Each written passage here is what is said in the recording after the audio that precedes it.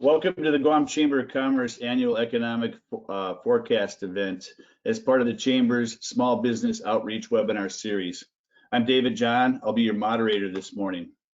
Joining me, we have Gary Hiles, Chief Economist for the Department of Labor, SISKA HUTAPEA, President of Cornerstone Valuation Guam, Vince ARRIOLA, the Director of Public Works, Jerry PEREZ, Vice President of the Guam Visitors Bureau, and David Beaver, Senior Vice President of Merrill Lynch. If you've ever participated in one of these events, I think you're going to get a lot out of the next hour and a half. Each of our presenters this morning will have 15 minutes for their respective presentations. I use the word participated as opposed to join one of these events, which is normally the case, as when we finish up today, we're going to have a question and answer period. It usually lasts about 40 minutes, takes on a life of its own, and often the best ideas are shared in that 40 minutes. So be prepared to be a participant this morning, not just a listener. Some of the best information comes from the people that are not necessarily presenting. If you have any questions, please type them into the comment section area of your screen, and Jacqueline from the Chamber of Commerce will coordinate the questions for me to ask the panel after the formal presentations. Before we get started, I'd like to thank Catherine Castro and her team at the Guam Chamber of Commerce. It's never easy to pull off one of these events, and as you can see by the delay this morning, just getting everybody set up and ready to go via GoToWebinar makes it 10 times more difficult. Some of us presenters are a little bit older than others, and it's just a little bit more difficult to get going, me included in that group. While we can't clap, perhaps we can send Catherine and her team a note thanking them not only for this morning, but everything they've done for the business community through the entire COVID crisis that we find ourselves in. They constantly get, being put in pressure from every different direction, not necessarily with the same intentions, and they're navigating it and doing their best and trying to work with the government and the private sector and everybody else to try to get things resolved. So if you get a chance between now and the new year, if you can send them a note thanking them, I think that would go a long way. Annually, along with Joe Arnett of Deloitte & Touche and Marine Maritita Guam Business, I work on the Guam Business's Top Business Edition magazine article.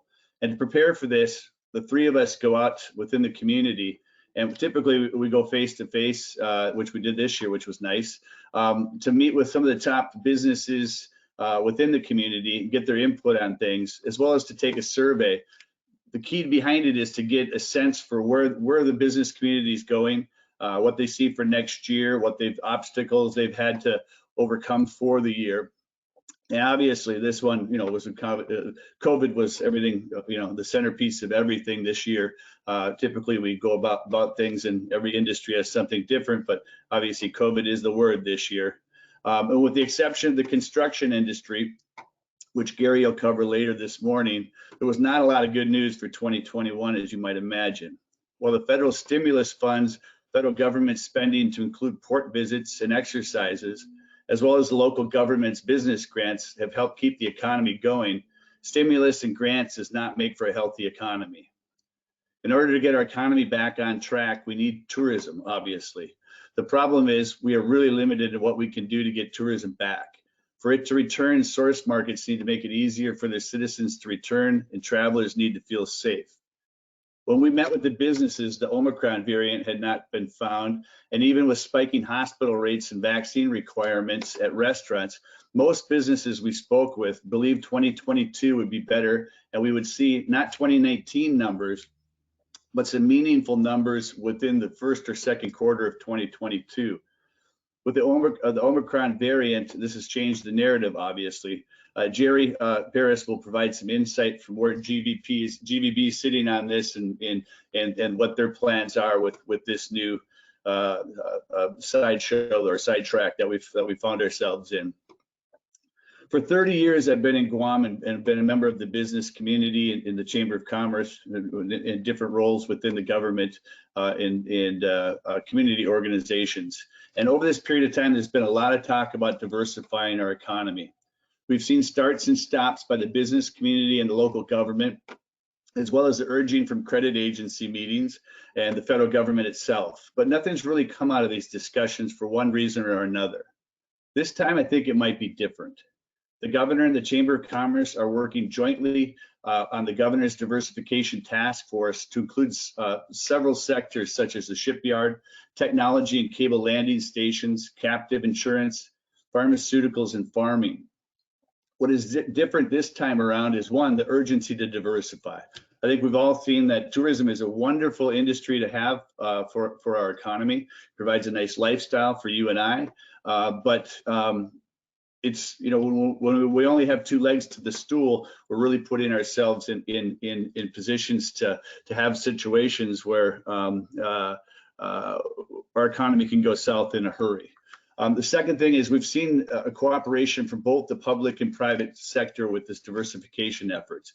On each task force, there's a member within the business community and the private sector, with the business community chairing the committee. So it's being driven with the urgency of a business, the private sector.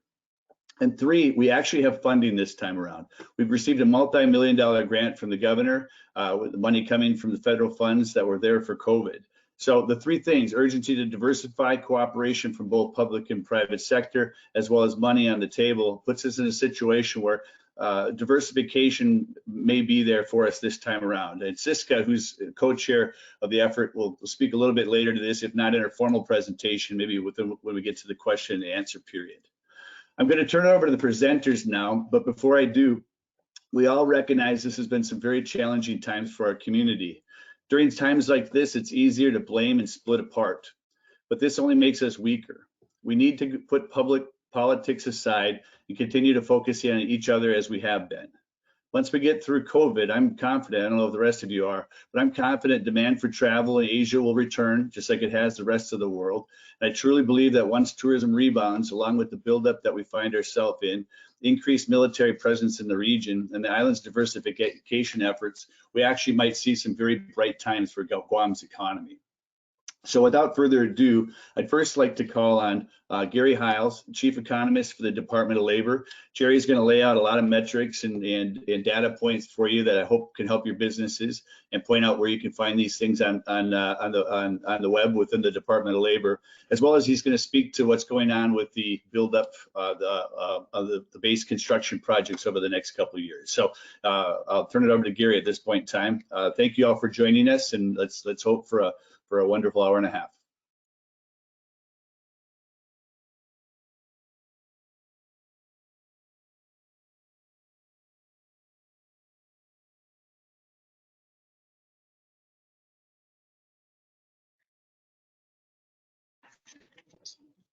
Good morning, I'm Gary Hiles, Guam Department of Labor, Chief Economist. In today's presentation, I will go over some of the new aggregate data that measures the whole economy, and then I'll go into focus more on some issues like how the pandemic has affected employment situation, and some other issues in the economy with construction and the military buildup, as well as inflation. And then the following panel, so I'll start with the big picture and then go into more detail on some industries. And then the following panelists will go into additional detail on those important sectors that make up the total. The first item is that the Bureau of Economic Analysis on Wednesday released the gross domestic product for Guam for calendar year 2020.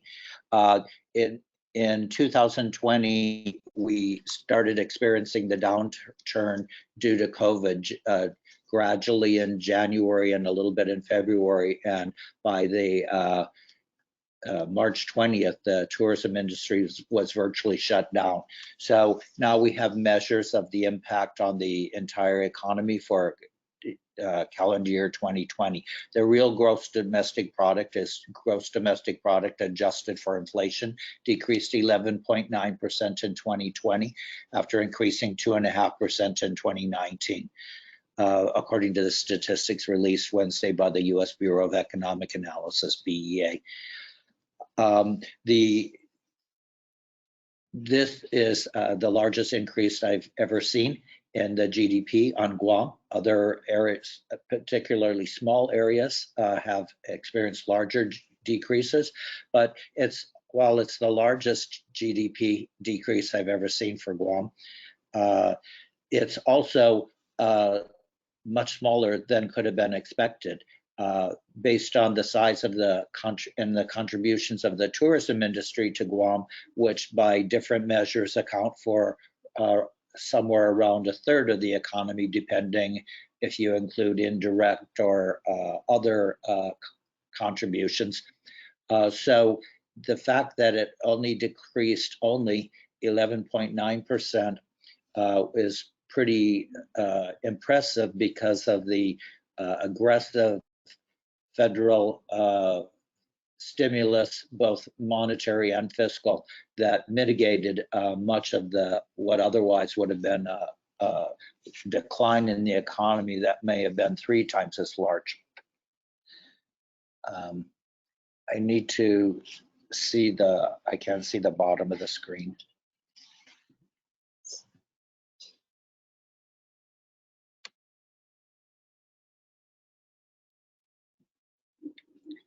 Okay, the next slide shows the contributions to the change in real GDP by category. Personal consumption expenditures went down a little bit because people had some less incomes. Private fixed investment, that's primarily construction, went up a bit. Government spending went up, both federal and government of Guam, but most of the increase in the government of Guam spending was as a result of increases in federal funds that are passed through the government of Guam. Exports are exports of goods and services to people in foreign countries, and that's primarily tourism. So tourism, the reduction in tourism really dragged down the whole economy, where the other sectors had increased. Next slide. Okay, so export of goods and services decreased 74.1%. That's primarily due to the reduction in tourism due to the pandemic. The reason it's 74% as opposed to closer to 100% is this data is for calendar year 2020, and we still had very high tourism in January, and then it tapered off in February and almost completely negligible by the end of March. So that's about 3/4 of the year without tourism. So in calendar year 2021, that reduction will be larger for the entire calendar year, and going forward if tourism doesn't increase. So the next slide. Private investment and the opening of a luxury hotel in Tumon Bay, a multi-million-dollar cold storage facility, and various residential products or projects helped with the construction industry.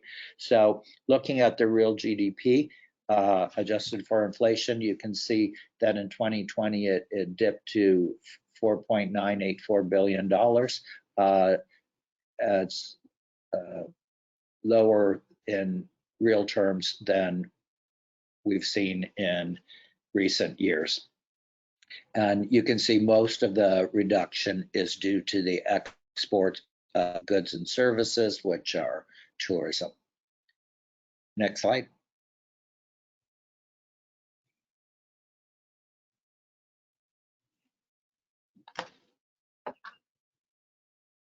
Okay, the next slide shows from the Guam 2017 economic census, which is a census of businesses, that the total business receipts on Guam, that includes government agencies that operate like businesses, such as the utilities, the total receipts for Guam were $8.465 billion. So that gives you a perspective of how large the economy is. And that in last year's presentation, when the pandemic started, we needed to come up with an estimate of the impact to develop the pandemic unemployment assistance application. And I estimated that the job loss directly due to the shutdown in tourism would be almost 14,000 jobs lost. So the fact that this will give you a perspective that we lost fewer jobs than that, but that is what the expected loss would be just because of tourism. And the data is available to show the contribution of visitors and hotels by each industry sector, such as wholesale, retail, transportation, and so on. It varies quite a bit by industry. Next.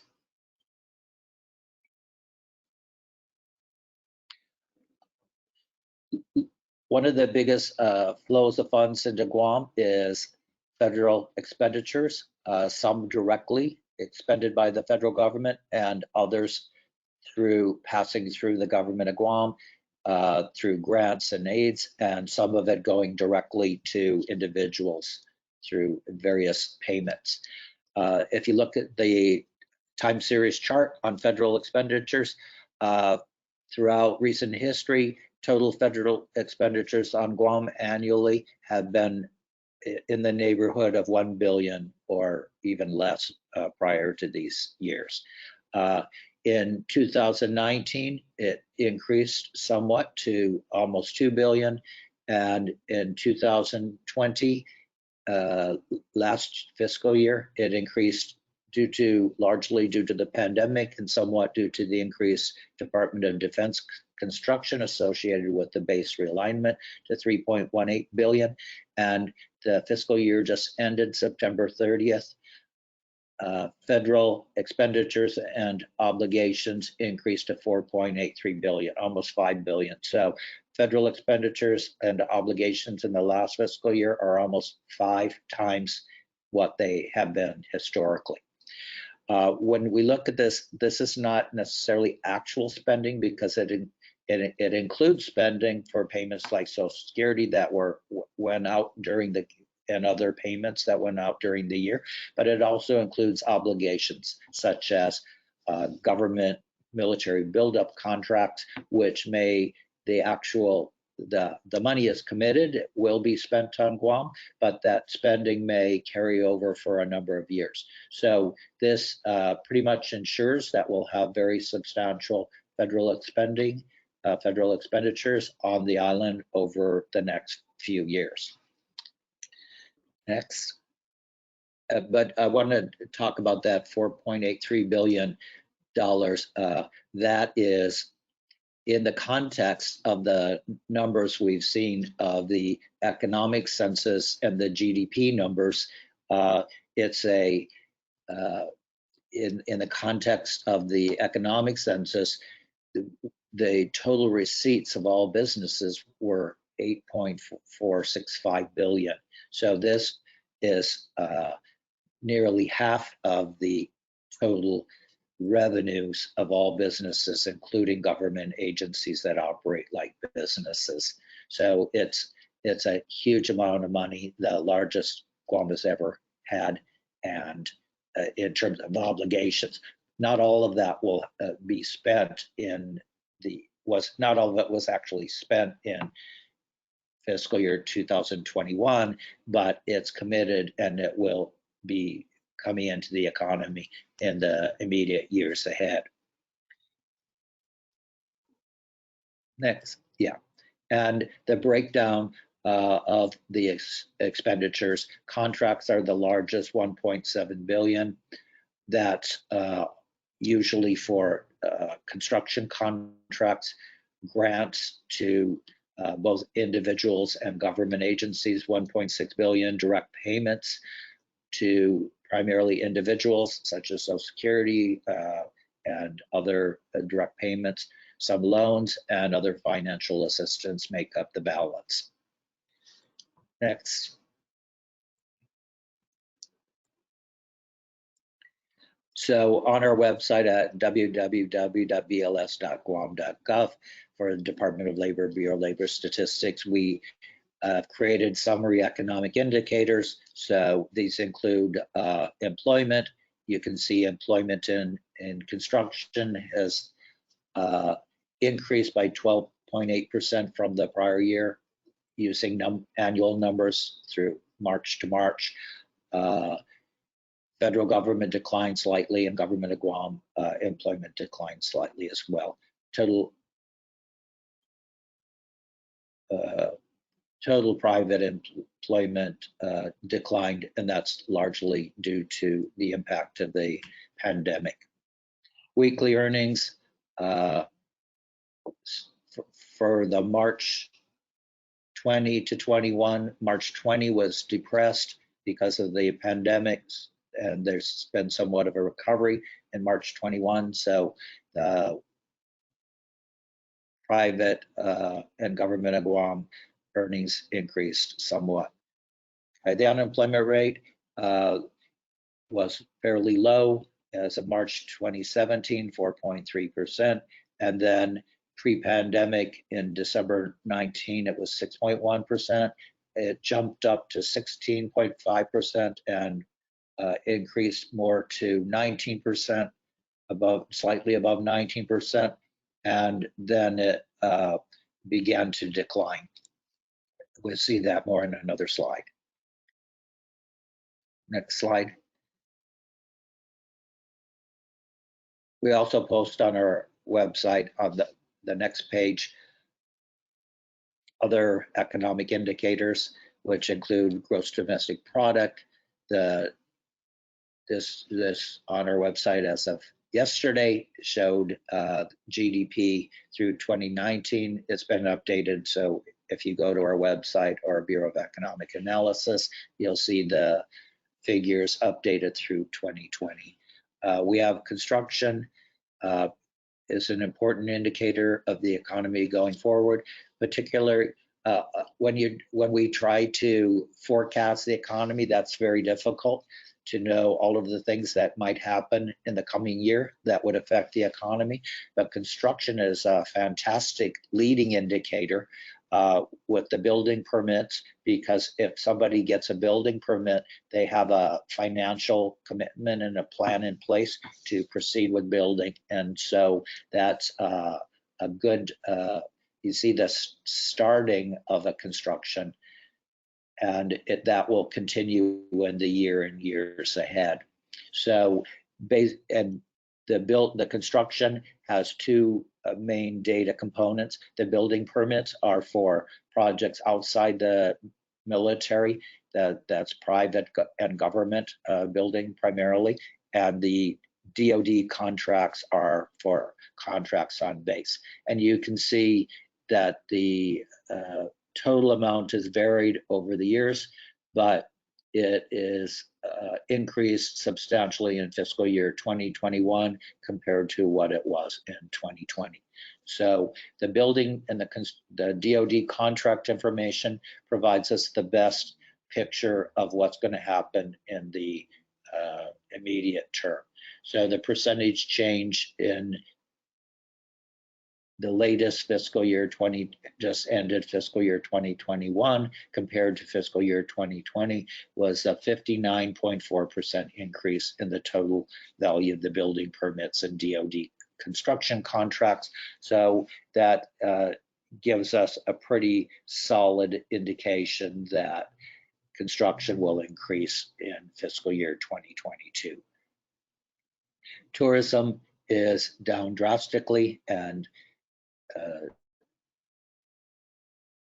Jerry PEREZ will talk more about that. What's interesting is there's been significant military business as well as the first quarter of fiscal year 2020. So the revenues due in hotels based on the hotel occupancy collection have declined severely, but not as severely as the total tourism. They're down 68.7% in the latest fiscal year.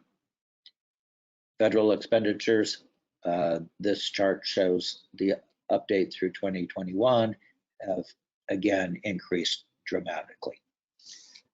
Next slide.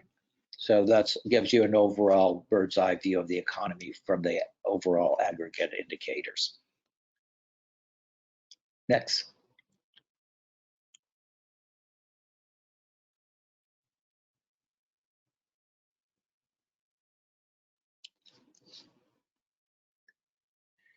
Now focusing on employment through the latest we have published, the September numbers will be out soon, but the private sector compared to a year ago, which was depressed due to the pandemic, has increased slightly, federal government slightly, and government of Guam declined slightly, but total employment from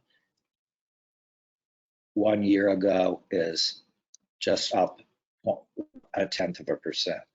Another important measure of the welfare of the employees is the weekly earnings. The weekly earnings in the private sector over the last year have increased 4.6%, but that's mostly because the prior year was quite depressed. Next.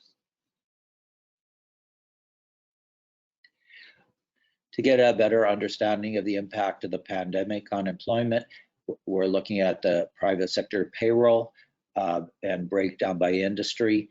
So you can see that employment reached its lowest level, declining pre-pandemic from 51,960 to September. It continued to decline in March and June 2020 and reached its bottom in September 2020 at 43,390. Then it began picking up somewhat in December, March, and June. Slight increases each quarter for the last 3 quarters. If you look at the percentage changes, they vary enormously by industry. So the percentage change as of June compared to pre-pandemic is agriculture has gone up.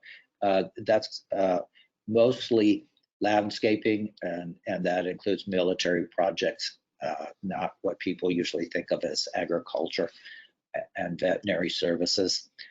Construction's up 21.1%. Transportation is almost negligible. Manufacturing is about the same. Transportation is down 24.9%. Wholesale trade down 4.4%. Retail trade down 22.2%. A significant component of retail trade is tourism, but also local customers. Finance and insurance increased slightly. Services, particularly hotels, were the hardest hit. Total employment is down 32.4% compared to pre-pandemic levels. Overall, private sector is down 11.7%, and that almost matches the reduction in the GDP numbers that were just released by BEA. Next.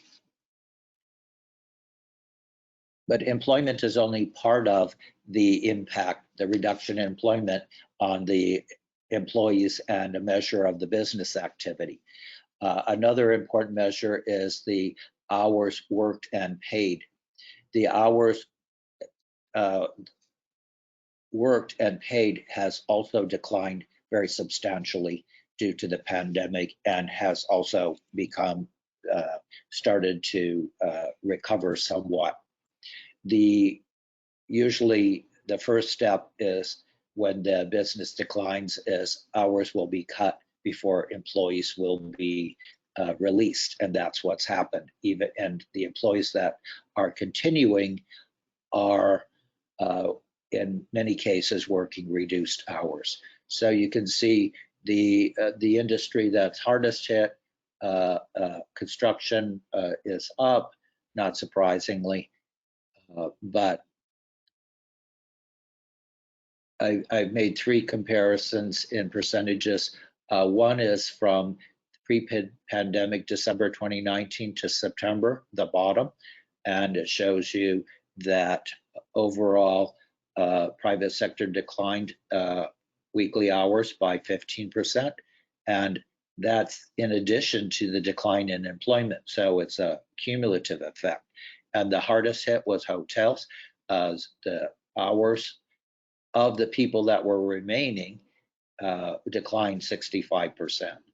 But Then from September to June, they've recovered somewhat. So the decline is reduced to 7%. And comparing the September 21 at the bottom to June 21, it's gone up. The hours worked from the bottom of the cycle to current have gone up 10.3%. So both hours worked and number of employees have increased. So that's a encouraging sign of recovery. And much of that is due to the release of restrictions so that the civilian economy has gotten back to more normal, as opposed to, and a little bit due to increases in tourism. Next.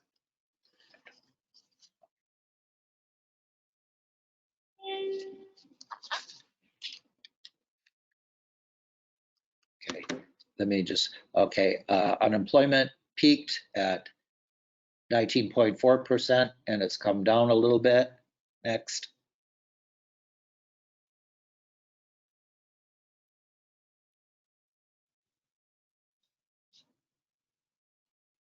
Next. Unemployment has come down partly because of increase in jobs, but largely due to people leaving the labor force. So out of the labor force has increased. The biggest private sector project is the Don Key store in Tamuning. Last year's slide, it showed a groundbreaking. This year you can see the construction. Next slide.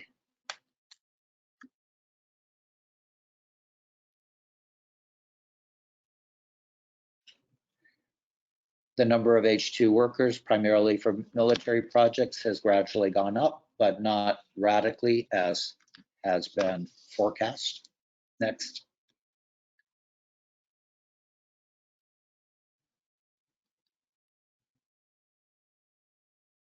Next, we have sources at our website of statistics from a number of government and federal agencies.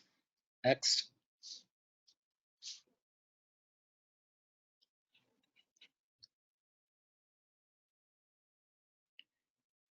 These are types of statistics we have on our website of different categories of issues. Next. Occupational safety generally were fewer injuries and fatalities due to fewer hours worked. The higher Guam has employers have registered primarily due to the pandemic, but there's a lot of jobs listed and you can obtain employees in the higher Guam system. Next.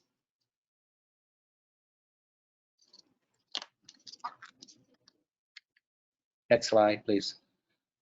One new issue this year is the consumer price index is inflation has picked up. It didn't used to be a problem. You can see the historical trend in recent years. It's been pretty low, but in 2020, it's 2021, it's picked up to about 6% from the recent years of low twos or 1.7 even in 2020. Next. And the primary driver of the increase in prices is fuel costs that translate into electrical costs and housing costs and the cost of producing products and everything else. So the key points are the economy is dependent on tourism and federal expenditures and construction and investment. The federal and local government are stable. No significant changes are expected. The reduction in COVID spending due to the unemployment compensation and the business payments is to some extent being replaced by child care tax credits and infrastructure and increased social service spending.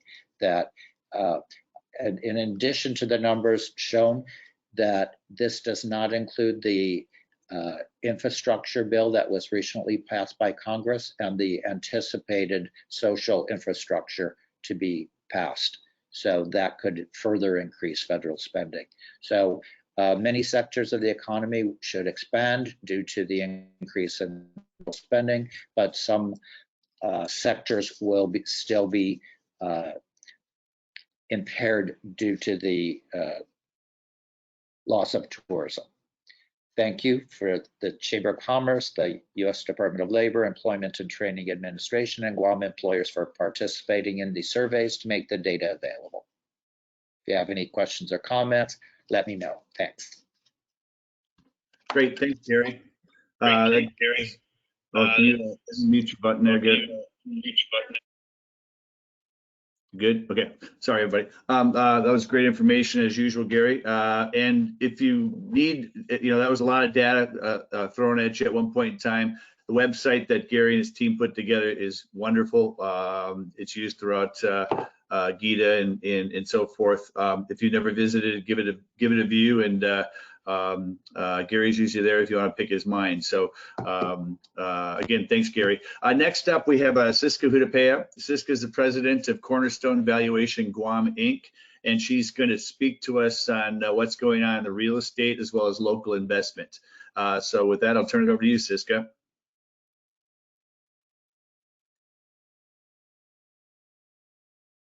Thank you, and thank you for having me this morning. If you could just start our slide. Thank you. So if you haven't been into One Bay lately, you should take advantage of this empty to One Bay, but full of new marine life.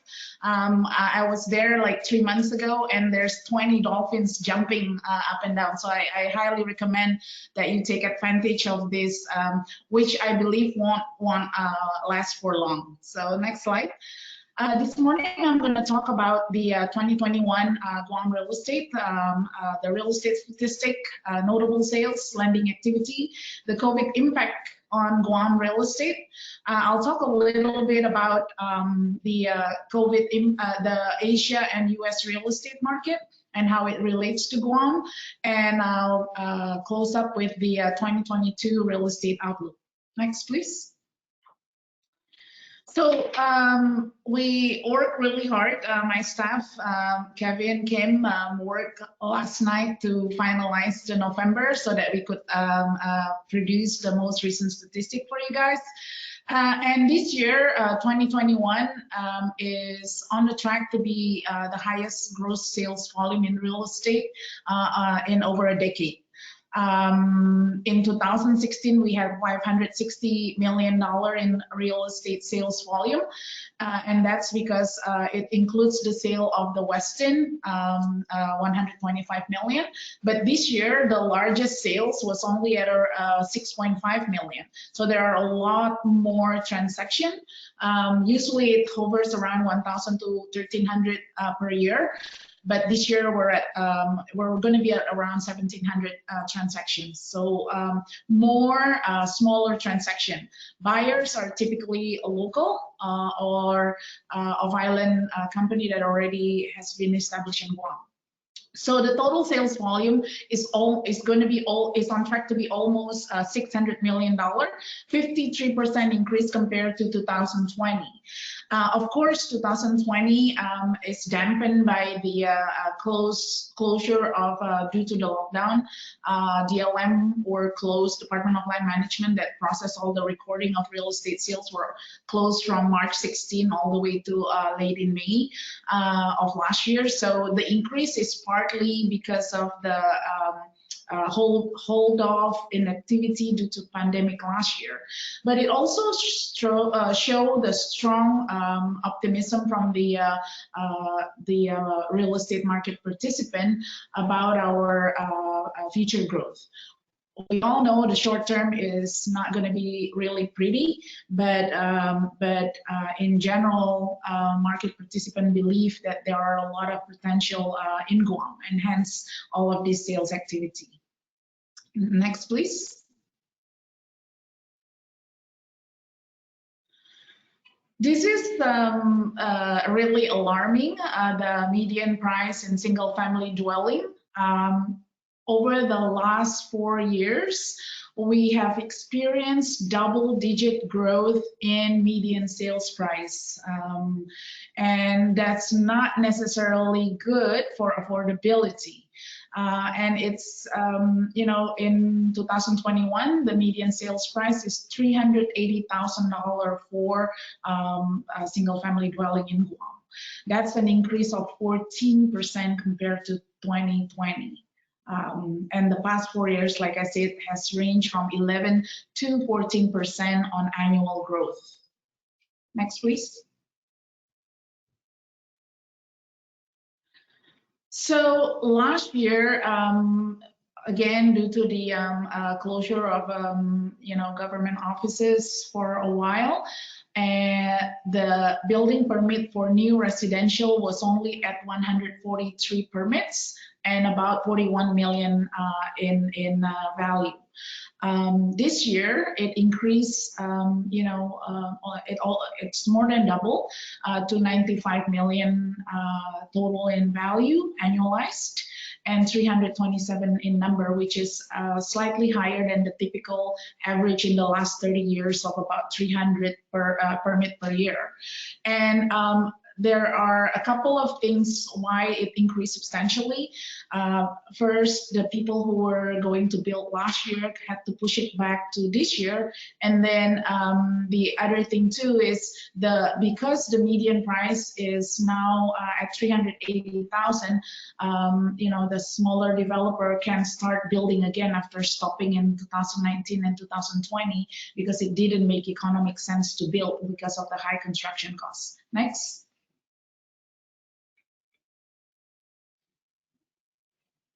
I'm going to go through these notable sales fairly quickly, but I just want to show you what has sold in Guam in 2021. And a lot of it are local investor, like I said. Bank of Hawaii building is acquired by the same owner as ITC building. They're adding about 60,000 square feet into the inventory of their office building. It makes sense for them because it's, you know, partly it's going to be owner occupant. Bank of Hawaii is going to stay there for at least a couple of years until they build their headquarters in Tamuning. The other sales is for a storage warehouse, concrete warehouse building, sold for $128 per square feet. Next. And also by a local buyer. Warehouses in Tijen, another Tamuning commercial building in Fahrenhold Avenue. Next.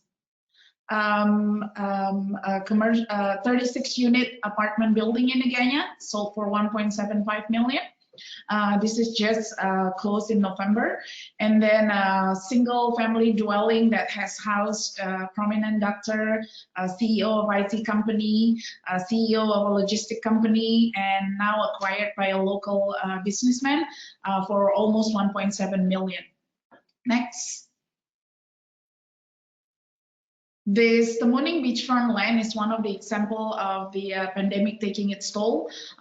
It was acquired before for about 5 million by the wedding company. And they were planning to build chapel and related facility, but it has been sold to a Guam businessman that has acquired other lots for building with residential. The other sales is on industrial land in Picanel Road for $215 per square meter. Next. Of course, Route 3, because of its proximity to the marine base, is getting a lot of interest. And of course, there's more than 3,000 acres of former federal access land that was returned in that area. So sales are fairly, the price are fairly affordable for M1 related facility, although the area is going to be a mixed use because we know there's like resort apartment that are going to be built there. Next. Marine Drive land across from Triple J overlooking the Tumon Bay is acquired by local business women. And it's going to be developed with condominium in the next few years. There's more Route 3 land acquired by local construction company. Hawaiian Rock also acquired site there for its batching plant. So these are like, next slide please. These are example of the buyer and their activity here on Guam. Next please. This is really interesting, and it's all thanks to the federal government. On the next slide, of the low interest rate. Next slide, please. The theme of 2021 real estate lending activity is really refinancing and VA loan. As you can see, NORCOM and Pentagon Federal Credit Union, that majority of their loan are on VA loan, including Bank of Hawaii. They took the reign of, NORCOM doubled their amount of lending from last year. They only started in Guam in 2017, but they are now #1 as far as the amount of lending. Pentagon Federal Credit Union, all the credit union are doing really well. The total amount of lending for the 11 months is 619 million. But if I annualize it, it's an increase of 30% compared to 2020. Very strong growth in refinancing activity for an obvious reason of the low interest rate. Next, please. So as you can see, the shift from 2020 to 2021, NORCOM and the credit unions are taking over, the lending amount on Guam. Bank of Hawaii, Bank of Guam, First Hawaiian Bank used to take reins on the amount of loan, but it's now has been taken over by other lending institutions. Next. I want to share a couple of findings that I found during my attending a conference on the Urban Land Institute Real Estate Economic Forecast. Let's take a look at inflation rate in the Asia market, and it's pretty tapered, around, Japan is Japan, right? Very low inflation. And in China, Singapore, and Hong Kong, it's hovering around 1 to 2.5%. But let's take a look at the US market on the next slide. We're obviously, because of the federal stimulus money, we're going to experience a very high inflation rate. 2021 is forecasted to be 4.3%. And in Guam, just like Gary Hiles shared earlier, we are at 6%. And that's not the end of it. Because as you know, December 1, the fuel recovery charge increased from 11 cents to 17 cents, which brings the residential power bill to increase by 18%. So if you're paying now, if you're paying $100, you're going to be paying $118. But who's paying $100 in power bill? It's more like $600, $400, $600 per month, right? So that's a very big burden, and I'm going to talk more about that. Next, please. Logistic rental rate. So obviously the prima donna of real estate in Asia and even in US are the warehousing logistics. So it's in Guam. You can barely find a warehouse space here on Guam, and rental rate has increased the same way. Next slide, please. So US expected a 5% increase in the warehouse rental rate in 2011, and it's continued to be around 4 to 4.3% in the next couple of years. Next, please. Office vacancy rate when I was in is increasing, obviously. When I was in Santa Barbara this summer or earlier this year, I've seen in the state that they are converting office building into residential, and we're going to see more and more of it. It's not unusual in Guam. When we had our downturn in early 2001 or even in the mid 90s, we know that the 2-3 story commercial building They used to be housing offices on the second floor, and they converted it into apartments. So it's easier to and more flexible here on Guam as far as the change of use. Not so much, I guess, everywhere else. Next, please. Next. Next slide, please. Thank you. So we did a study on what the COVID impact is to Guam real estate. Obviously, the orange line, orange bar here reflects 2020, where we had the lockdown and everything is down. But if we compare the 2021 to 2020, the increase is very reflective of the optimism of the market participant towards Guam future.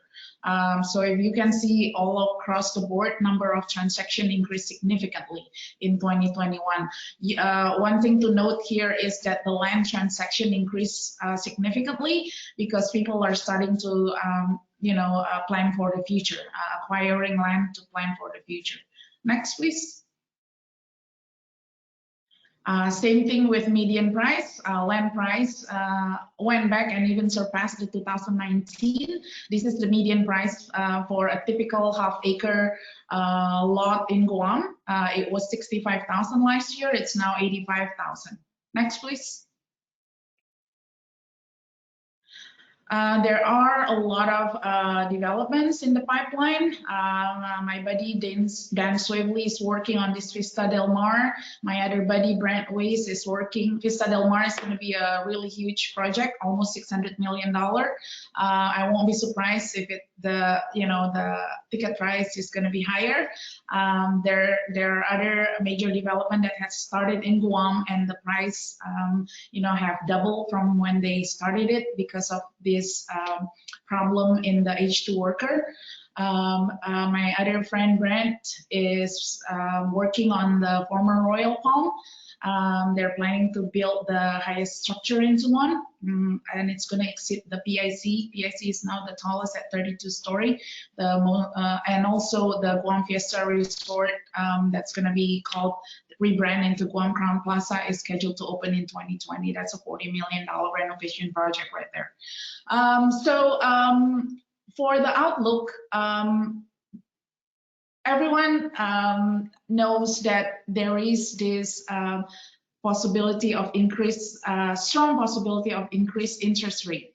Now, what does that do to the affordability of single-family dwelling buyers? So I did like a loan amortization calculation. I started with a principal of $525,000 at 3% interest rate, and that will give you a monthly payment before just the principal and interest before insurance and property tax of about $22.13, which is like about the rate, the lowest rate of overseas housing allowance for the military. And just an increase of 100 basis point or 1% increase in interest rate to 4%, it's going to reduce about $60,000 in the principal. So people who were able to afford $525,000 at 3% interest rate will only now be able to afford $464,000 in the sale price. So that's a really, not yet, sorry, go back to the slide. The other thing is in 2022, just like Gary said, and I know my buddy Vince is going to talk more, there are more and more construction activities on Guam. But this is really, I wanted to highlight the statistic that Gary shared. The building permit for private construction compared to 2017 is down by 30%. But the DOD construction contract increased by almost 200%. And what it does is it does a lot of damage to our real estate industry. It absorbs all of the construction companies' capabilities to build to build buildings and to build new housing, and we have that problem of limited supply.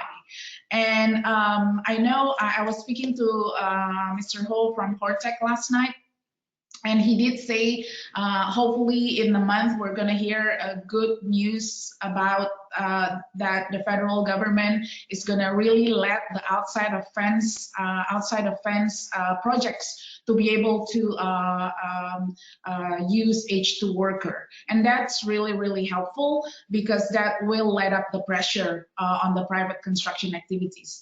And if I may share, it's not too late for you to open your construction companies here. There are so many construction projects that are available in the next coming year with the infrastructure bill, Build Better America Act, and so that's really exciting on the construction side.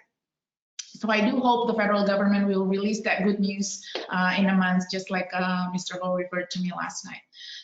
The increased cost of business, Jerry PEREZ will talk more about this as far as yield. Cost, the rising cost is the inflation of 6% is going to do something for the cost of running a business on Guam. For hotels, utility costs could be like 10% of the gross sales on a normal year. Of course, I cannot imagine the percentage of utility bill now for hotels, because they're basically empty, except for the fact that the Safe Haven initiative, bringing all of the military personnel to train here, kind of help with that. So it is a very it is a cost that we need to watch for. Residential and industrial market is going to remain strong in the next few years. There will be some changes in the office market. Conversion would likely happen. I know Pedro's Plaza is already on the work to convert it into condominium, but we'll see more and more of that. But in general, the market participant sees the potential in the next few years, although the short-term outlook is rather difficult. Next. Thank you for having me, and I hope what I shared is worth your time. Thank you. Awesome work, SISKA. Thank you for all of that. Between Gary and SISKA, it's a lot to digest, good information, and we'll be making this information all available. Next up, we have Vince ARRIOLA. Vince is the director of the Guam Department of Public Works. He's going to speak to us on what's going on as far as Department of Public Works projects, as well as some of the military construction that's heading our way. So, Vince, ready to join us?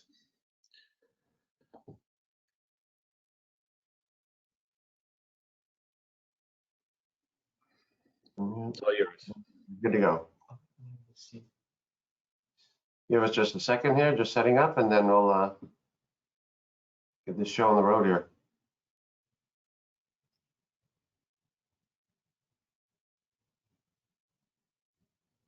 There. You folks see my screen?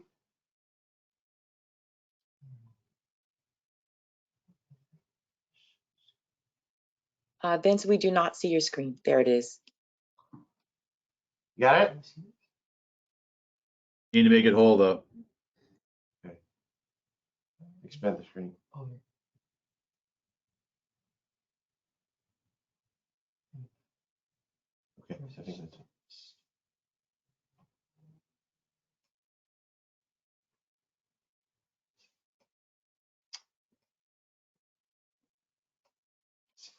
I think that's it. Okay, presentation.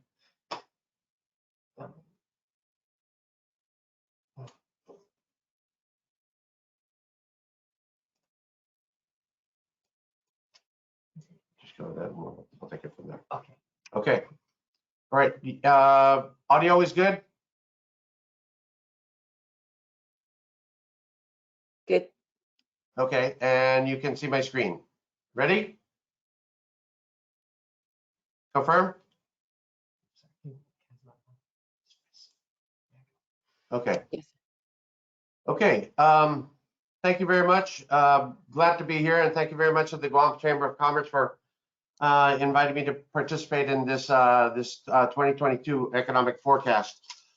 This morning, I'm going to be talking about our federal highway projects, our village street projects, some of our Government of Guam CIPs, and other Government of Guam construction that we expect to take place during calendar year FY 2022. I'm going to start off right now with our federal highway projects. The first one we have that's currently ongoing right now is the Route 1 resurfacing. This is going to go from Route 30, the old Pizza Hut, up to the Airport Road.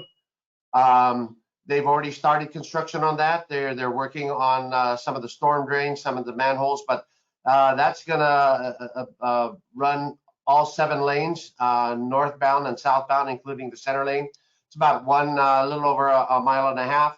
That project has already been awarded, and so that's going to be a complete mill and pave, marking, and some adjustments to some of the medians. So actually, paving, milling and paving will start this coming January.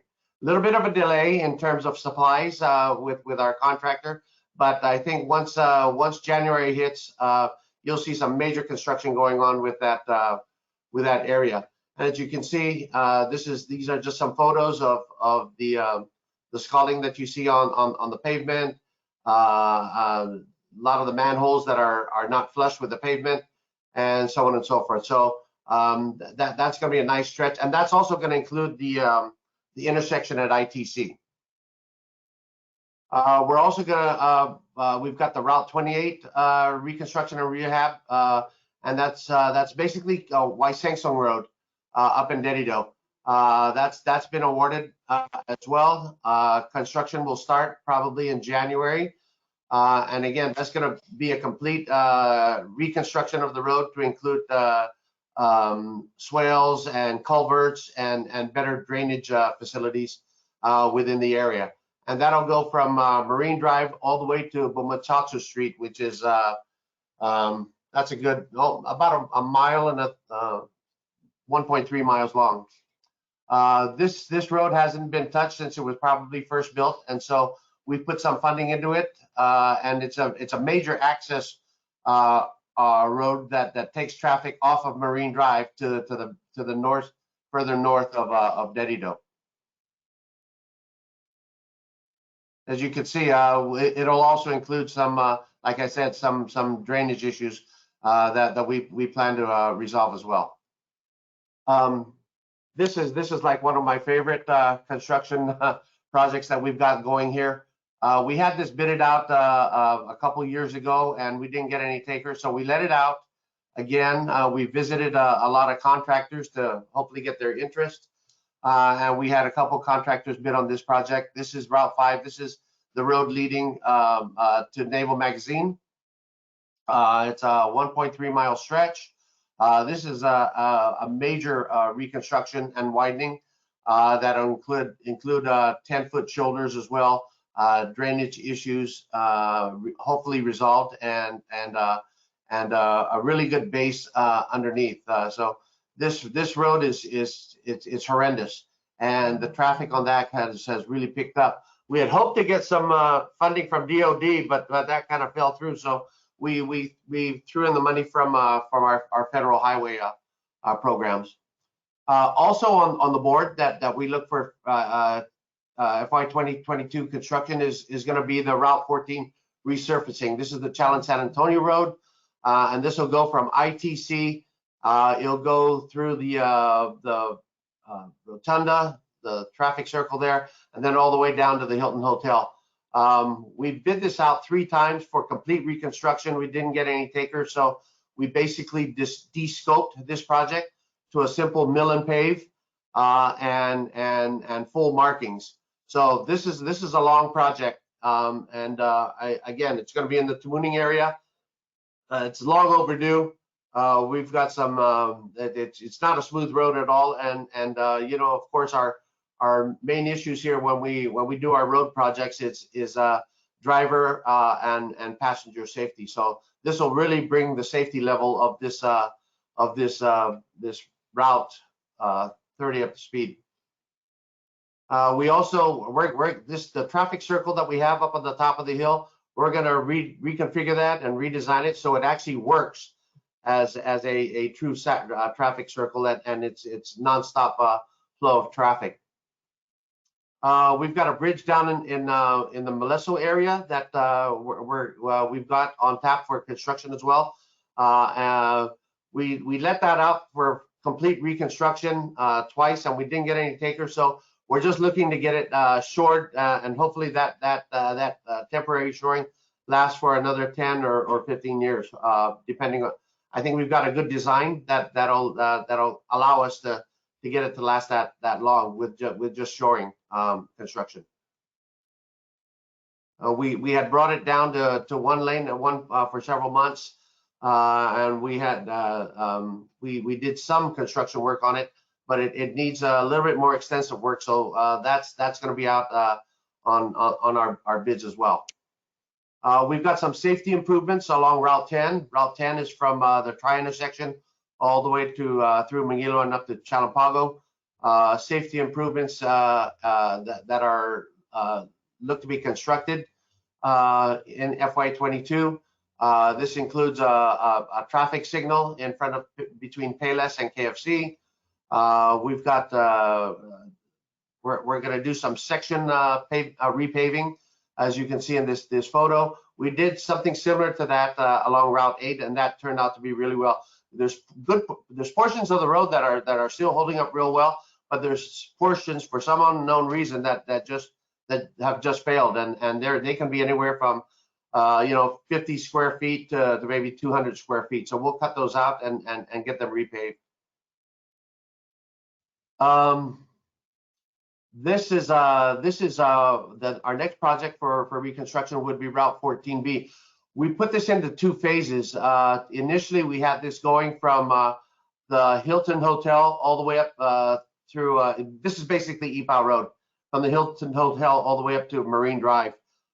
Because of funding issues, and also road closure issues, we decided to put it into two phases. So we're gonna let this portion out, phase one, and it's basically from the Hilton Hotel intersection to just the entrance of Seventh-day Adventist Clinic, and that's going to require a full road closure because we're gonna turn that road into 3 lanes and sidewalks on both sides, and in this particular stretch, it's going to be right along the cliffside. So we're going to need a retaining wall. That's part of the design, and a nice sidewalk and railing as well. I think hopefully we get a bidder on this, and when this is all done, this is going to be a really nice and safe road for everyone. Once we get this phase done, then we'll finish up the Route 14B reconstruction and take it from Seventh-day Adventist Clinic all the way to Marine Drive.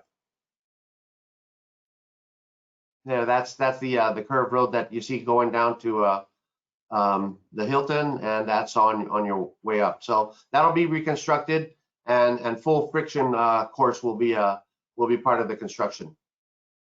We also have currently we have IDIQ projects that will go from this year. They'll go on to next year as well, and these are going to be island wide. We've got striping and marking. This has already been awarded to a company, Highway Safety Services. So our first project for striping and marking will be Route 4 from Agana all the way up to Chalampago.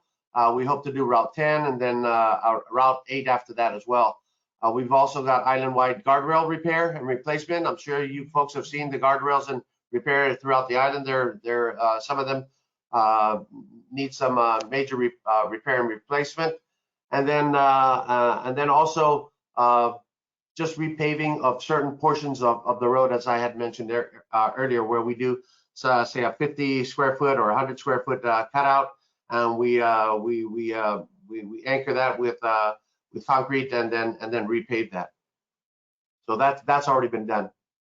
I want to talk, we've got some Department of Defense funded projects that we've got going. The first one is going to be along Route 1. That's going to be the reconstruction of multiple bridges. We've got 5 bridges that are going to be totally reconstructed. Let's see, we've got the Fonte Bridge. That's right around the Anigua area, right by the cemetery. We've got the Atantano Bridge. This is a large bridge. This is right outside Naval Station. And then the Asen Bridge in Asen, of course. And then we have the Laguas Bridge and the Sasa Bridge. This is along the Sumai Road going down to Naval Station. So all those bridges are going to be replaced as part of this DoD project. Additionally, part of the DoD project includes a complete reconstruction of the outer lanes of Marine Drive. And this is going to go from Naval Station all the way to the intersection of Route 3 and Route 1. The reason for that is DoD, you know, in staffing up and getting Camp Blas ready. They're going to be carrying munitions, equipment, and so on and so forth. And so they're going to reconstruct the outer lanes of Marine Drive from Naval Station to the intersection of Route 1 and Route 3 to include the bridges as well. So it's also going to include whatever utilities are under there, whether it be water, stormwater, sewer, telecom, and perhaps even power. So that's going to be a complete reconstruction. They've initially pegged the costs at 70 mil. At the rate that prices are going up, I can see that number escalating. We also, I'm sure you folks also know that we have our village streets projects that we have going on. It's a combination that we do. When I say we, the Department of Public Works does the preparation, and our contractor, our present contractor, Hawaiian Rock, comes in and they do the final paving. So we've got some streets up in Derido, in Jigo. We've got in the central region, as you can see here. We've got some in Agana Heights, in Chalampago. If you notice in Chalampago, where we're looking to do My Road, we have some rights of way issue and road easement issues that we're trying to resolve. So this will, hopefully we can get this thing done toward the end of the year. We've also got some roads in village streets in MTM and as you can see in Tamuning. Then of course in the south, we've got a number of streets that we've done. We already started in Santa Rita, and I think once the supply issues get taken care of by our contractor, come January, we'll really hit the streets running. No pun intended. But the village streets project will really take off once our contractor's up and running. We also have the government also has a lot of CIP projects, as SISKA was talking about. These are great projects for small to medium contractors. It keeps them busy. It keeps them their employees employed. As you can see, the list right here, where we're doing basketball gyms, we're doing some baseball fields, and we're basically all throughout the island. Basically, every village is going to get some form of improvement to either their community center, their sports fields, or their gyms. We have a few other GovGuam construction projects. Public Health has an environmental health building that's coming up. Guam Custom and Quarantine's got something coming up. Let's see, Department of Youth Affairs, they've got a facilities upgrade that's coming up. And then also the Chalampago Mayor's office is, we're looking to get that design built for that. And that's just the mayor's office. As you can see, we've got some other projects coming up. The big one there is going to be the Guam Police Department Evidence Building. Right now, they've been renting for several years, but they've got a grant to design and build a whole new evidence building. So we'll be letting that out shortly. We let this out, the repair of the LADA housing, that's about ready to be awarded. So these again are all slated for FY and calendar year 22. We've got you've probably seen some in the news about the pool repair that we've got ongoing. We just broke ground for the Chalampago Multi-Purpose Community and Emergency Center. That's an $8 million project. And then we've also got the new public health modular lab and generator housing. Again, like I said, there's all these different improvements and renovations that we're looking to do. A lot are going to happen in Tumon. A lot are, especially down in EPAL, we're looking to do a complete renovation down at EPAL. EPAL hasn't had a major renovation in so many years. So, you know, we look to have that happen, and I think it's going to be, you know, it's a perfect time to do that, so that once the tourism returns, you know, our sites and our beaches and our parks are all upgraded and everything. We've got some infrastructure. Some have already started, to include the airport, the Port Authority of Guam, GRTA, as the design is just about done. We'll let the bid out for the construction. That's a $4 million project that we estimated, and then also the Fisherman's Co-op in Agana. You know, in addition to that, I didn't list it here, but the Department of Defense awarded a grant to Government of Guam for $32 million to build a complete diagnostic laboratory. So once that happens, once that gets up and running, all our lab work won't have to be sent off island for diagnostics and stuff. Everything should be able to be done here in Guam. So that's going to be a really good boon to our healthcare system. There's some other construction issues that we have going on, as you can see here in the list. It just goes on and on. We've got so many. Again, these are good projects for small to medium-sized construction companies. I think what would really help is if we can get additional H2 workers to work outside the fence. That'll really crank up the construction industry here, because that's part of the issue right now. Is when we let it out to bid, our issue is hoping that we do get actual bids for these projects. Right now, we've these projects alone, we've pegged at about 475 million. But you know, as we move and as the monies come in from the federal government and from grants that we've applied for, that numbers is just going to increase. And you know, we believe FY 2022 and calendar year 2022 is going to be really big for construction here in Guam. Not just in the private sector, but definitely in the government sector.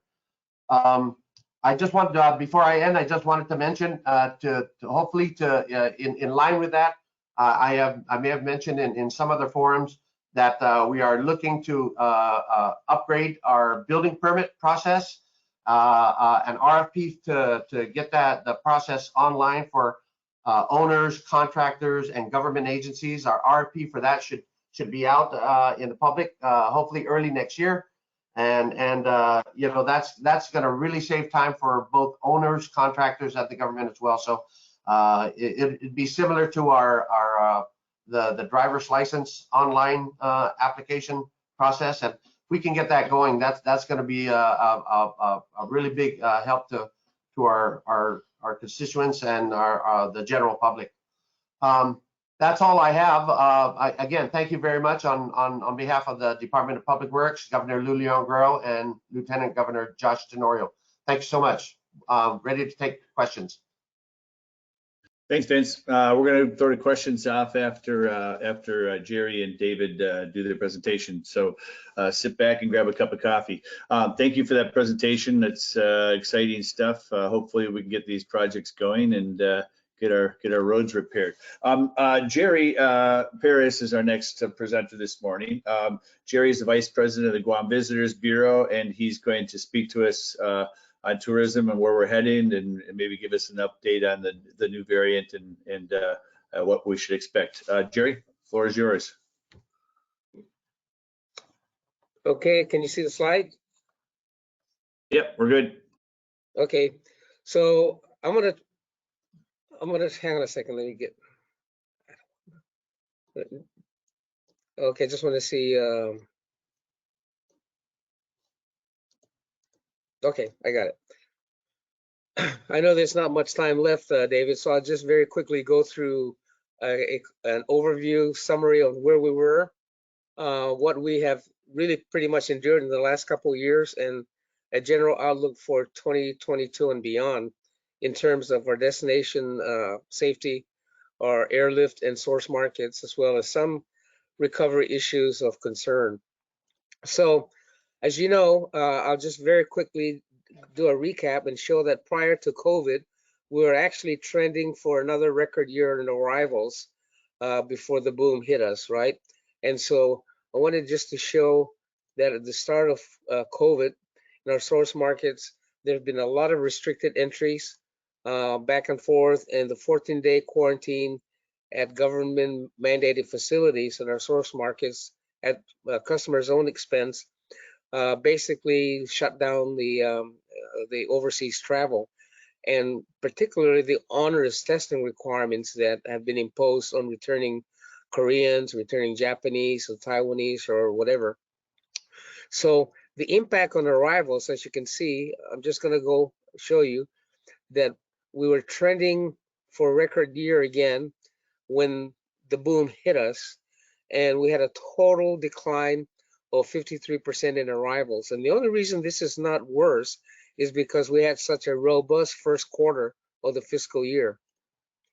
So basically what we've endured is really catastrophic. For some of you who know our friends in the other businesses, 85% of our attractions and activities that are sold in Japan, for example, have been shuttered since March 2020, 5 of which shut down permanently. Companies have lost up to 80% of their revenues in 2020 and compared to 2019, and no income at all in 2021 year to date. So approximately 3,000 to 4,000 people have lost their jobs in this sector alone. And we were trying to figure out what we can do during the shutdown, and we were trying to be creative and innovative. Besides welcoming our military and US visitors, we were trying to do other things, and something like the Airbnb program, which gave us some business, particularly from Taiwan. And the reason this was not sustained is because the lack of air service, and the returning protocols, even from Taiwan, is very onerous. You can come to Guam, for example, get your vaccination, and then when you go back to Taiwan, you still endure 14 days quarantine that you have to be responsible for.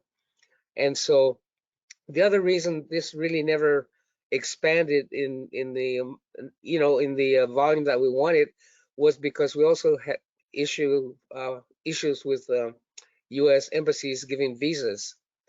Some of them aren't even available for appointments until like March of 2022.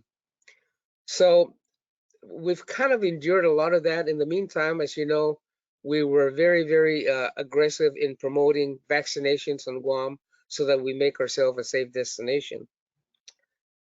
That said, however, and looking over the tourism environment, trying to make a forecast on arrivals in the next several years has been very difficult. Just to give you an idea of what the sentiment is in the global tourism industry, regional and global expectations for pre-COVID levels are not expected before 2023 and 24. And this is not just GVB. This is like Pacific Asia Travel Association, IATA, or even later, according to the UN WTO, 41% of respondents indicate not till 2024. So you can see that we have really a long road to hoe in terms of rekindling our tourism industry globally.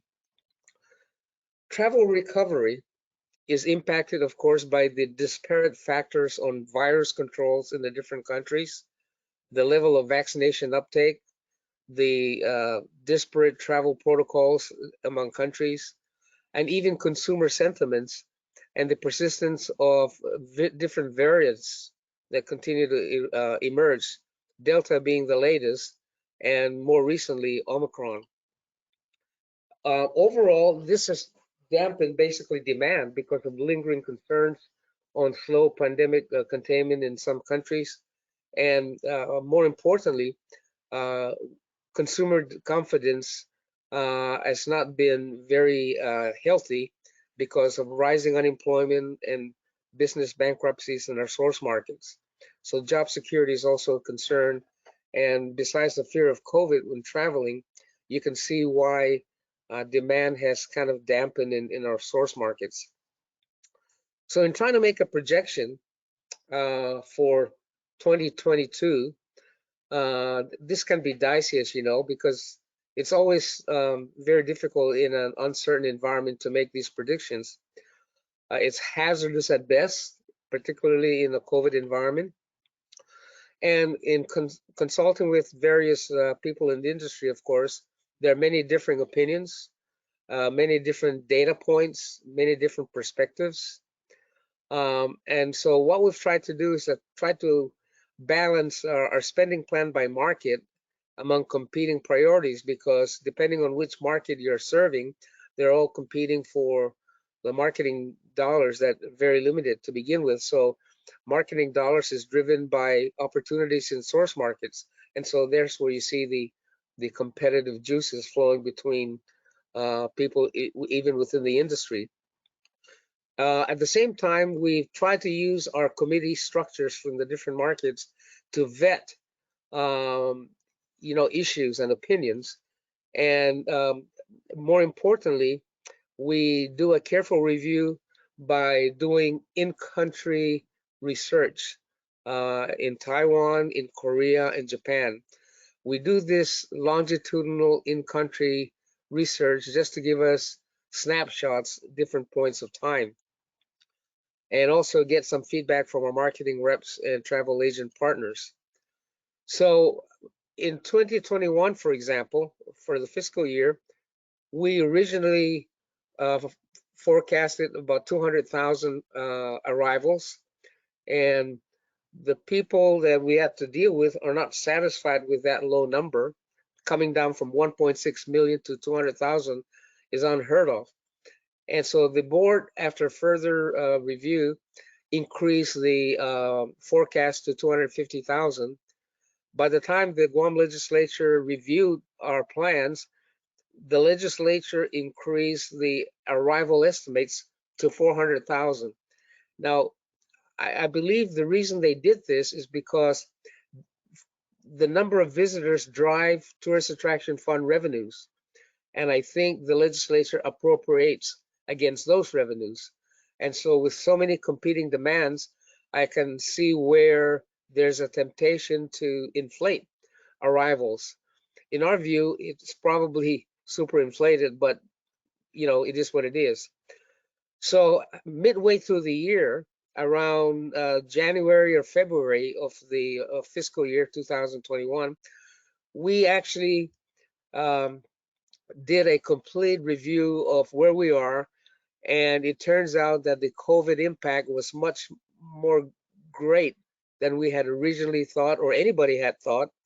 And so we did an adjusted forecast of 82,000, and I can't tell you how much we got hammered for this low number.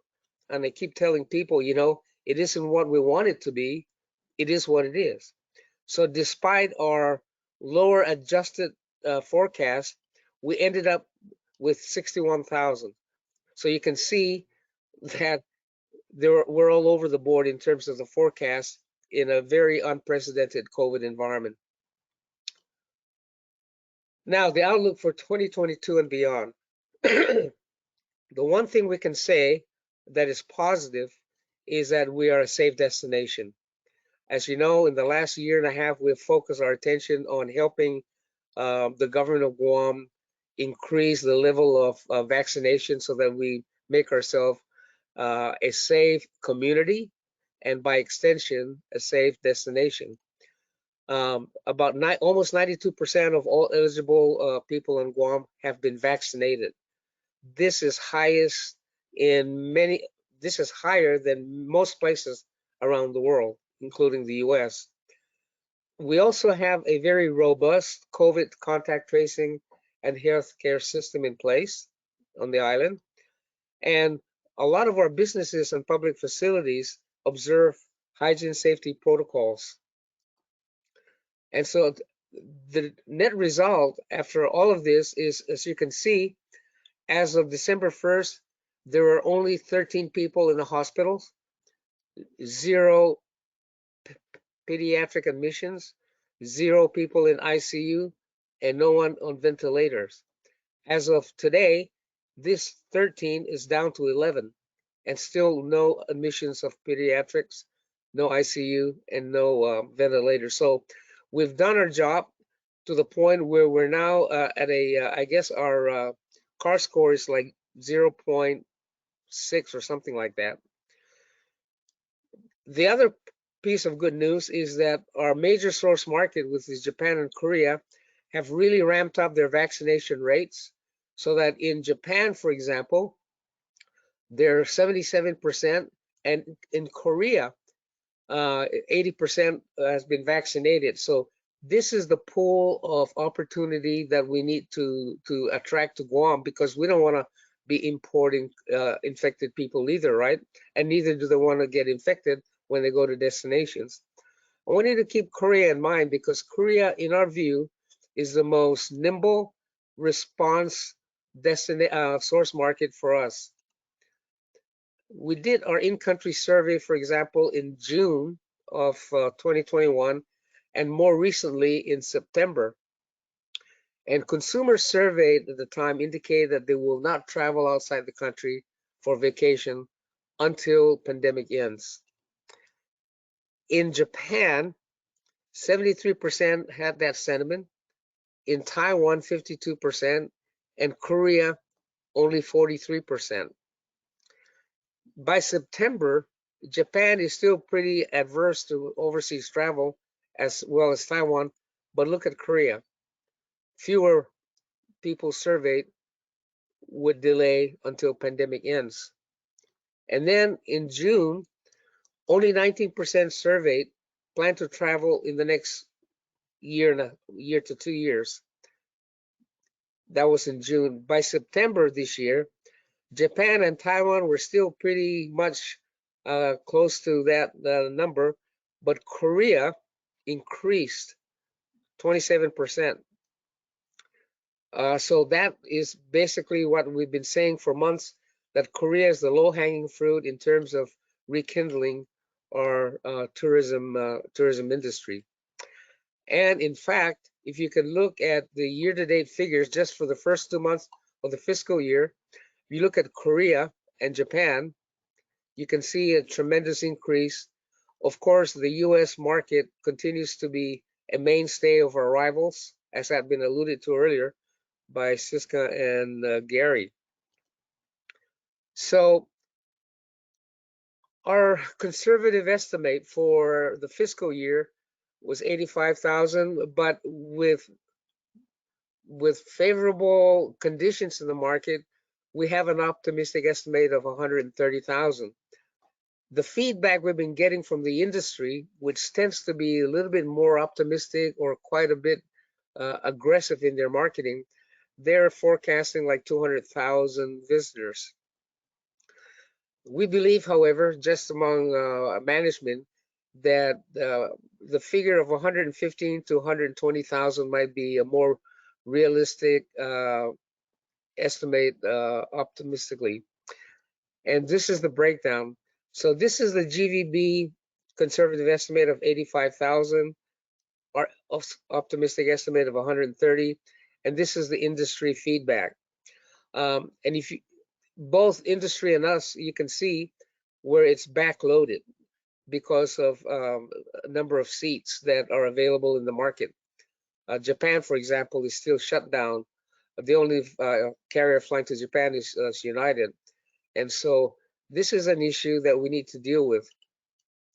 Since then, as I mentioned, Korea being a low-hanging fruit, 6 carriers from Korea have already scheduled or will start service soon, including, good news, the return of Asiana. We have gone through a familiarization tours with Korean media, travel agents, and influencers, and those proved to be a success, and we plan to have another one in January. With these additions, expectations on early forecasts are likely to increase and unlikely to be biased more toward the optimistic level.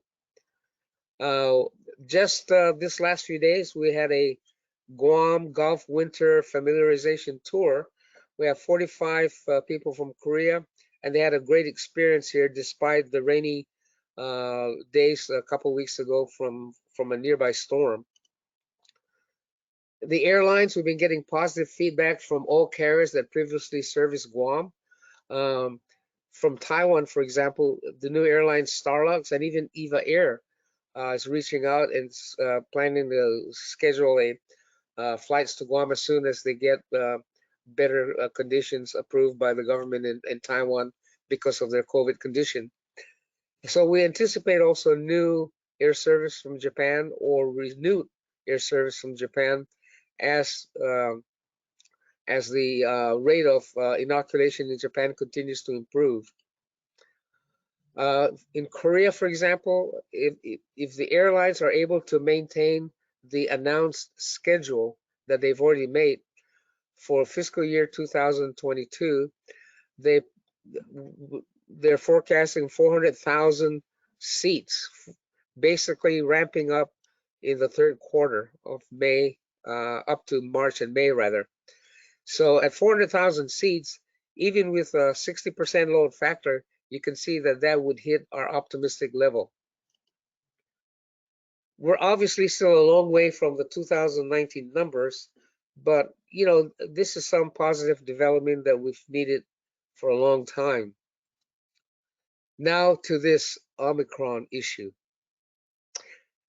This has really put kind of a speed bump in you know, the positive trends that we've seen in the last couple months. Changes in arrival protocols have been instituted again in Korea. The group incentive booking that we had, 500 visitors, just canceled a couple days ago. We would have had 500 more visitors, except for their concern for COVID, and everybody is still worried about that. The good news is that the air service schedule is still holding for the first and second quarter, and this is like basically 9 carriers and 307,000 seats in all of our markets. So as I showed you earlier, Korean and Japanese arrivals for the first 2 months of the year, fiscal year, increased from 208 to 4,500 visitors, and our US visitors increased 162% to 6,000 visitors. So these are really good things to see. And with respect to the new variant, these encouraging trends have, you know, run into what may be, I stress, may be a temporary setback pending further clarification on the severity and international travel restrictions recently imposed by our source markets. And although the new virus variant is transmissible highly, we're encouraged to read reports actually that this variant has not been as deadly nor as grave as the Delta variant among afflicted individuals at its geographic source in South Africa.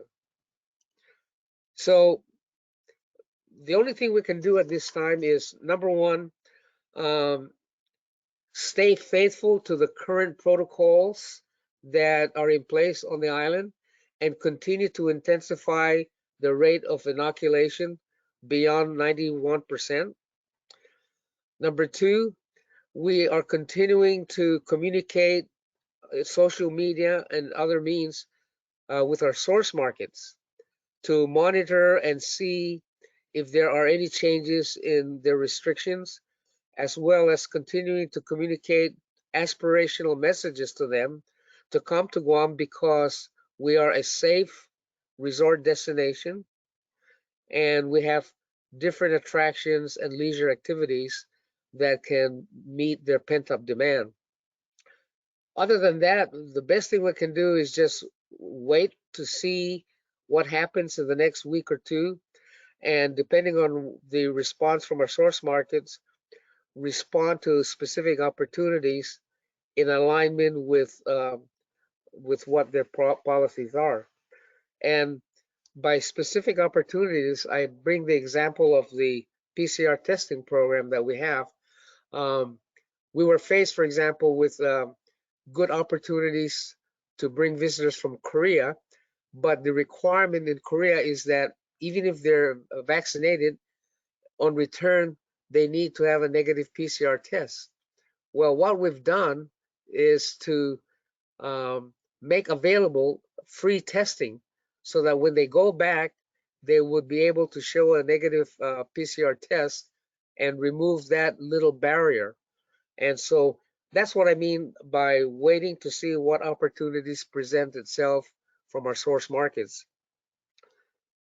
A major concern that we have, of course, and was alluded to earlier by Gary as well as SISKA, is, we all know that the industry has been in atrophy for 2 years. And so the startup of the industry is going to be different from where we left it a couple years ago in terms of scale, in terms of economies of scale, in terms of the pricing structure. And so ramping up the value chain is going to be very, very disparate. It's going to be very inconsistent.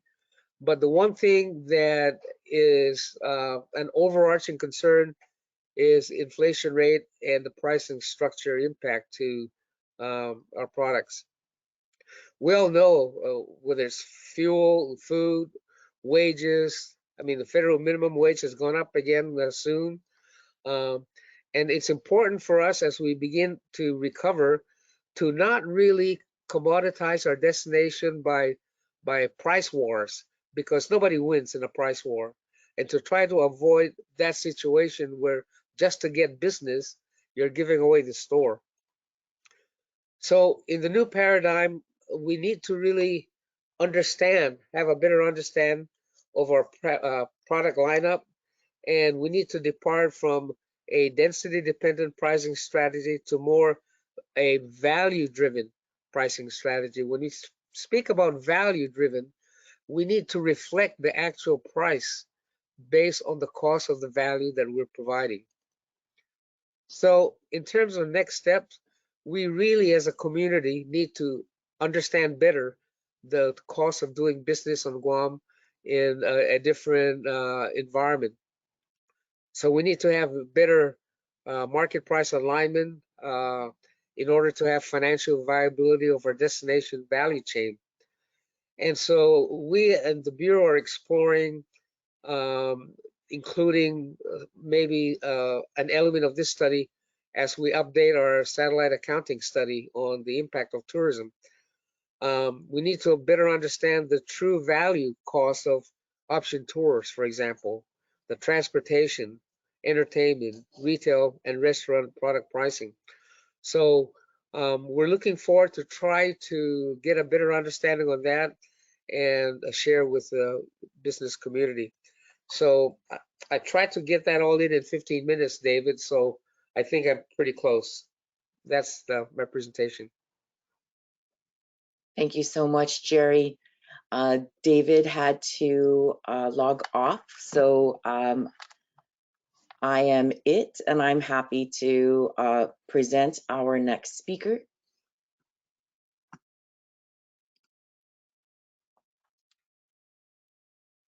Mr. David Beaver, Senior Vice President, Wealth Management Advisor for Merrill Lynch. David.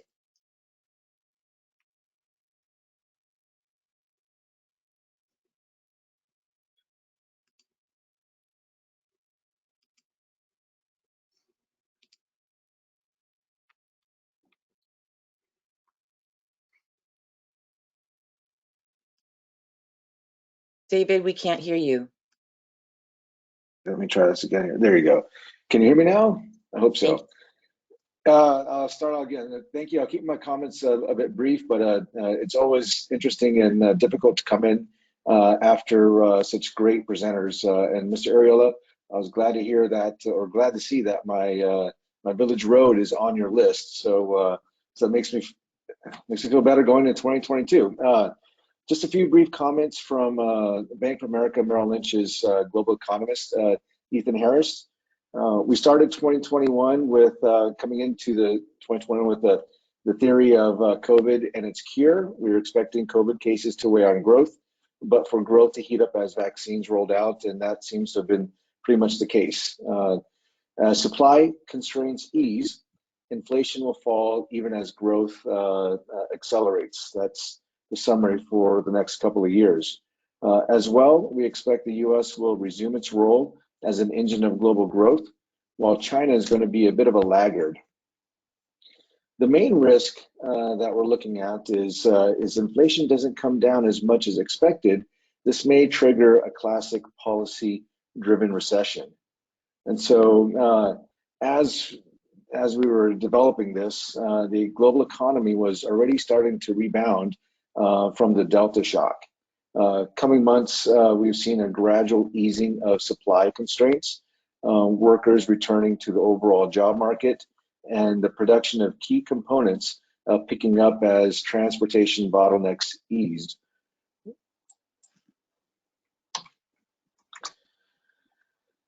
While 2021 was a story of excess demand, there was a dearth issue of supply. Our expectation is that 2022 is going to be more of rebalancing, albeit a bit gradually. This should take some of the heat off of inflation, but not quickly enough, leaving the Fed to hike 3 times starting in June and continuing on a quarterly cadence. So here's the fundamentals. There's plenty of cash on the households and corporate balance sheets, access to inexpensive credit, and powerful positive wealth effects. The robust labor demand given elevated job openings as inventory has been restocked. And we continue to expect to see a rapid investment in technology and IP to support productivity growth. So we expect corporations to continue to spend and reinvest. We think that these cross currents is going to leave growth to slow a little bit in 2022 relative to 2021, but will remain at more than double the pace of trend. Our forecast for 2022 GDP growth is going to be 4%, with a stronger first half than the second half. A portion of this GDP growth is going to be due to restocking the inventories in the inventory cycle. Consumer spending is expected to remain strong, while corporate investment in equipment and intellectual property continues to expand. For next year, we'll continue to expect to see above targeted inflation with a shift of composition of price pressures. Persistent inflation pressures will likely also accelerate. We expect that the Fed is going to begin hiking interest rates in June to fight the inflation, and we expect them to start hiking in June with at each point a quarter point for every quarter after. So we expect them to stop, or we're hoping they stop in 2023 or at around 2 to 2.5%. Along with a hike in June, we expect the Fed is going to end tapering a little bit earlier in the month of May. Although COVID and this new Omicron variant does cause specific concerns. The good news is global GDP for 2021 is expected to be about 5.8%. The US will be 5.6. We expect 2022 to be about 4%, with it recovering back to the traditional 2.2% in 2023. And we expect short-term interest rates by the end of 2023 to be roughly around just around 2%. And one thing here. Yeah, the US 10-year Treasury roughly around 2% is where we expect it to end. So with that, Catherine, I'll just go ahead and wrap that up and leave it to any questions later. Thank you, David. All right, so we do have some questions that came through the pipeline, and I would like to invite our panelists to go ahead and turn on your webcams, and then we can just go ahead and push out some questions over the next 10 minutes. We're kind of going over a little bit, and if you don't mind hanging on for another 10 minutes or so, we will answer a few questions, and then the rest of the questions we'll get the panelists to respond to, and then we can have those responses available in a future newsletter and maybe have it posted on our website. So we'll keep you abreast on that. So thank you so much to our participants for joining us. And so let's get to our first question. So the first question is, how long can our economy sustain further delays in the recovery of our tourism industry? Is this a Jerry question?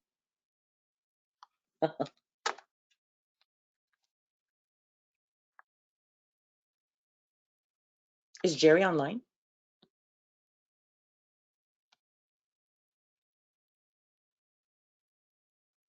Would any of the panelists like to take that question on? I think Gary would be good to answer, or SISKA.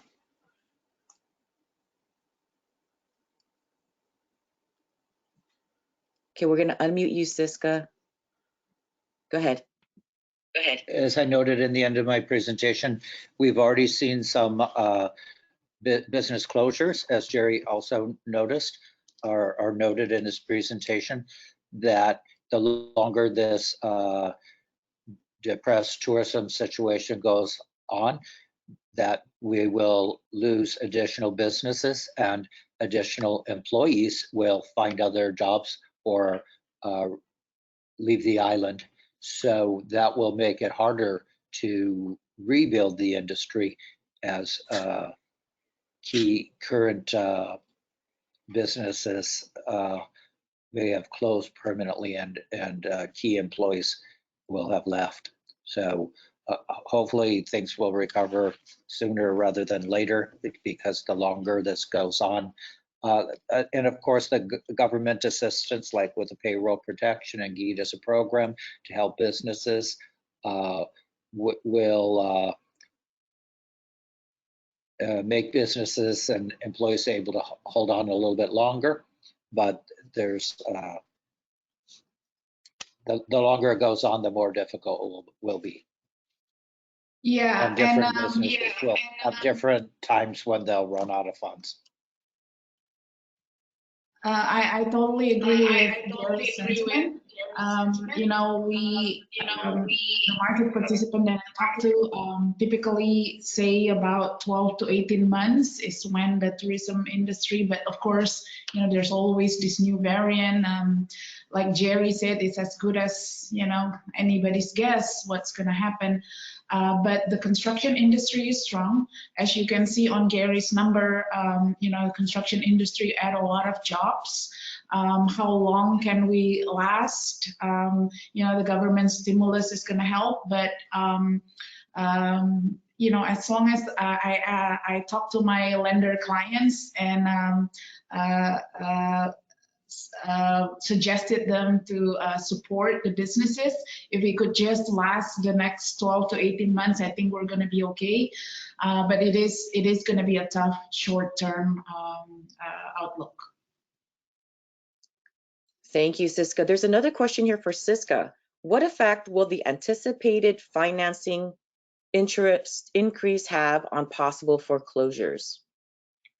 Okay, so I did speak to my lender clients, and none of them are expecting, waive for foreclosures. Like you can see on my statistics, the Cornerstone valuation statistics, the refinancing was robust in 2021 because of the low interest rate. So people who can do refinancing, they've already done it, and hopefully they've reduced their monthly payment by that. And I don't see us going to a 2001, 2003 wave or foreclosure. I agree with my lender clients because the interest rate is low and the equity is there. There are a lot of equities with the rise of median prices. There are a lot of equities in the existing, real estate. So, and if you, and this is what I would suggest to people who are, somewhat in foreseeing that they can't make the payment, you could still salvage the deal by, selling the property because the equity is there compared to the 2001 where the prices are decreasing. So yeah, I don't see any foreclosure activity being rampant in the next few years. Thank you, SISKA. Here's a next question, I believe maybe is for Vince. Is there a plan to coordinate physical addresses for local businesses so that DPW, the utilities, and revenue and taxation all use the same physical address? This is becoming an issue as federal contractors need to register their physical addresses in SAM, as well as provide proof of their physical address. Many times, the various agencies use different physical addresses. Vince?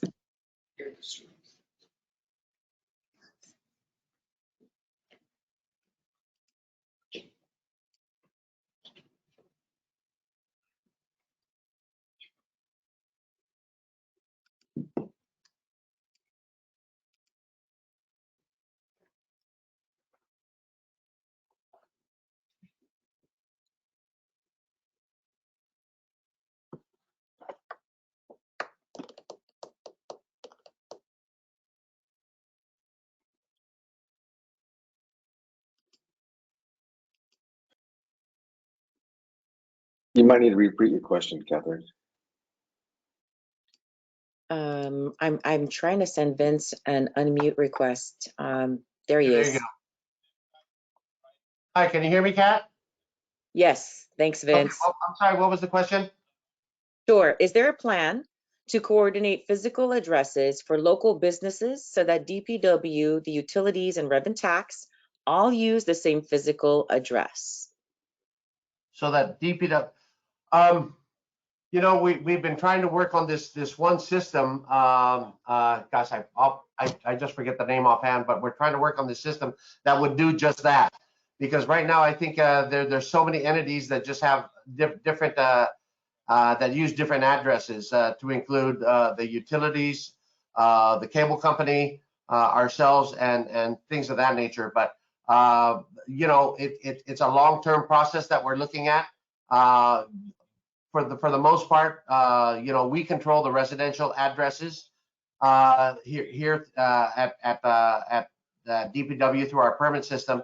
But it's just a matter of getting it upgraded. We don't have a full-time system in place right now, but we're certainly working toward that end because as Guam grows and we get more roads out in the villages or throughout our capital of Hagåtña, and of course in Derido and Tamuning, where it's really crowded, the addresses are going to become more and more important. So that's an excellent question, and we need to move on that. Thank you, Vince. We're just gonna, there's several questions for Vince actually. So what we'll do is we'll send those questions directly to Vince, and maybe Sure. Vince, you can respond to that. And we'll have one last question. And this is for SISKA. Today, the cost of construction is high, as much as $250 to $300 per square foot. If the H2 worker situation improves, will the cost go down to any great degree? I would totally hope so. Right now, our problem is the limited workers. And I would definitely think, the cost would somewhat go down. It won't be to the level of what we were in 3-5 years ago, because obviously material costs also increased. But definitely that would let up a lot of pressure right now on the providing new supply to the real estate market in Guam. And I really do hope that the federal government will officially, say that any projects on Guam. I remember Governor Lulian Guerrero on her speech about 3 years ago in January, when she first was elected. She said any project in Guam is military related, and it is so true, because look what happened. The DoD contracts are increasing.